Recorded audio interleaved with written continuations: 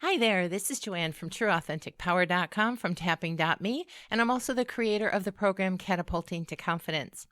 I wanted to comment on a post that I saw. It's entitled Kobe Bryant, What It Took to Be Great. There's a snippet of information in there that I talk a lot about in What Happens Before the Age of 7. And in this particular interview between 412 and 523, Kobe talks about how he could pick up things and replicate them in a very easy manner. And Graham's response was, but a lot of kids have picked up basketball at an early age, and Kobe's response was, but not at 2. It's kind of like you learn through osmosis. He couldn't be more right. Before the age of 7, we are like sponges. So the environment you're around, the things that you hear, how people interact, what you see that brings pleasure, what you see in your household, how you're reinforced, all those kind of things, how you're not reinforced on the negative side. All of those things add to bring up replays that are unconscious, that are so taken in just by being in an environment. He couldn't be more accurate when he says that.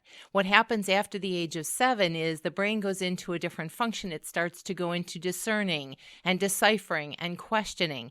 Before the age of 7 or around the age of 7, in those early years, the brain just takes everything in. That's why it's easy for kids to learn languages. That's why it's easy for them to pick up skills, to replicate what other people do, to dance like mom, to dance like dad, to play like this, to do that, to see this as this is the way life works. It's an unconscious programming, but it's extremely powerful.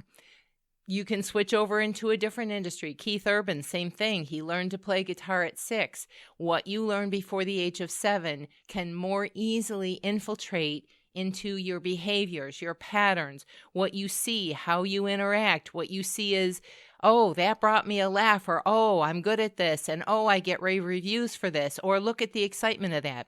Going back to Kobe, he saw tapes and players and all of that information as he was growing up from the influence of his father, from the influence of the NBA, seeing tapes, hearing about all that stuff. It's not by accident that that became a skill set for him. What isn't by accident, probably what he was born with, was the passion for that game, and the environment made him extra ripe to be able to succeed and to love it so much that he could give that kind of passion. Maybe he was born with it, maybe he wasn't, but the influence would certainly, if it triggered his love for something, that influence would certainly make a difference. Flipping back to Keith Urban, same thing. His dad was into music. He probably heard it, saw it, was around it, heard that kind of music, heard country music in Australia or New Zealand. You know, it really does take a hold. And when I tell people that, I don't know that they quite get it. But with Kobe to say that it kind of happened through osmosis, he couldn't be more accurate. That's exactly what happens. And it's so unconscious. So for parents and mentors and teachers and influencers, you know, if you say the right things in the right way, or your child gets a good influence from the right people, and I mean the right meaning supportive, encouraging. You know, another thing that Kobe heard was that his dad said, I will love you whether you fail or you succeed in making these shots. What a great foundation to give somebody the confidence and the, you know, I can do anything and it won't hurt me. I won't be ostracized. I won't be let down. That's a huge foundation that a lot of people don't necessarily get.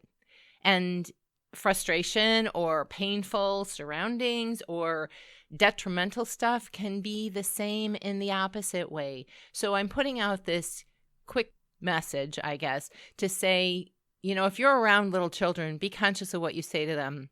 You can devastate them in a short amount of time. You can lift them up in a short amount of time. But generally what happens before the age of 7 will have a much bigger influence. It's not that it can't be changed after 7, but it takes more work. You've got to get to the original template, how it happened, how to change your energy and consciously undo it.